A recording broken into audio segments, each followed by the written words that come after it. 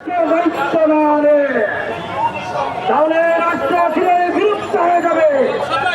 আর যদি আমেরিকার রাষ্ট্র দায়িত্ব নেয় আমেরিকা ভেঙে খান হয়ে যাবে। বন্ধুরা আমার, পাশাপাশি বলতে চাই মধ্যপ্রাচ্যের রাজাদের, ওই মধ্যপ্রাচ্যের রাজাদের বলতে চাই, যদি মনে করেন আপনাদের গায়ের চামড়া ঠিক থাকবে, যদি চুপ থাকেন এই মুহূর্তে, বিশ্বাস করুন আপনাদের চামড়া ঠিক থাকবে না।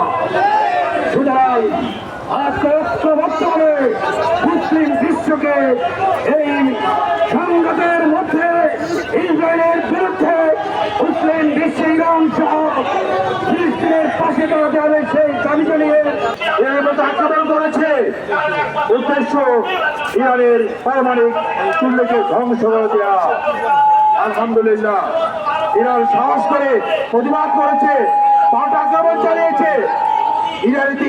এবং ইসরায়েল ইতিহাসে যা ঘটনাটা ঘটেছে, আজকে তেল আবিব বিভিন্ন এলাকাতে আজকে ধোয়া পড়ছে, তা বুঝতে পারছে না যায় তাহলে আপনারা আরব বিশ্বের কেউ থাকতে পারবেন না।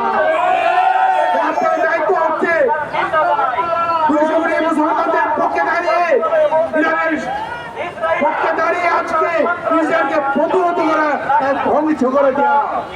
তার পাশাপাশি বলতে চাই, ট্রাম্প সাহেব বলেছেন 2 সপ্তাহের মধ্যে তার সিদ্ধান্ত নেবে। বছরে বলতে চাই এর আক্রমণ নয়, পশ্চিম শুধু আক্রমণ, পশ্চিম তা সহ্য করবে না।